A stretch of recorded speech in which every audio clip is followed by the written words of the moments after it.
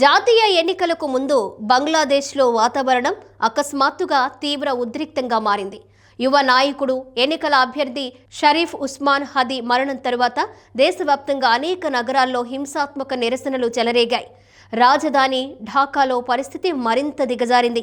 అక్కడ కోపంతో ఉన్న ప్రజలు ప్రధాన మీడియా కార్యాలయాలను లక్ష్యంగా చేసుకుని వీధులను ధ్వంసం చేస్తున్నారు. షరీఫ్ ఉస్మాన్ హదీ ఇంక్విలాల్ మంచా సంస్థ ప్రతినిధి సార్వత్రిక ఎన్నికల్లో పోటీ చేయడానికి సిద్ధమవుతున్నారు.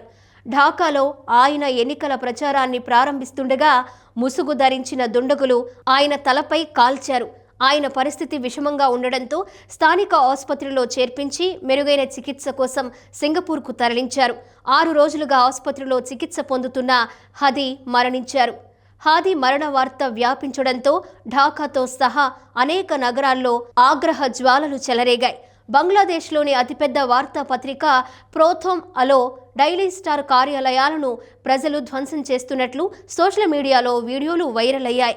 ఇక డైలీ స్టార్ కార్యాలయంలో కూడా అగ్ని ప్రమాదం జరిగినట్లు తెలుస్తోంది. ప్రదర్శన సందర్భంగా ప్రజలు హాదీ పేరుతో నినాదాలు చేస్తూ దాడికి బాధ్యులపై కఠిన చర్యలు తీసుకోవాలని డిమాండ్ చేస్తున్నారు. అనేక ప్రాంతాల్లో ఉద్రిక్తతలు ఎక్కువగా ఉన్నాయి. పరిస్థితిని అదుపు చేయడానికి అదనపు పోలీసులు, పారామిలిటరీ దళాలు మోహరించారు. ఇక ఈ హింసపై పోలీసుల నుండి ఎలాంటి అధికారిక ప్రకటన వెలువడలేదు.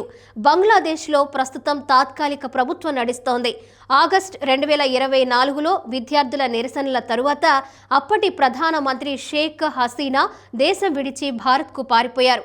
ఆ తరువాత నోబెల్ గ్రహీత మహ్మద్ యూనస్ నాయకత్వంలో తాత్కాలిక పరిపాలన ఏర్పడింది. దేశంలో తదుపరి జాతీయ ఎన్నికలు ఫిబ్రవరి 12న జరగనున్నాయి.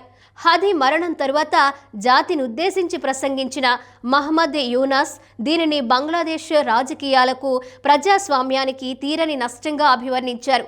శాంతి కోసం ప్రజలకు విజ్ఞప్తి చేశారు.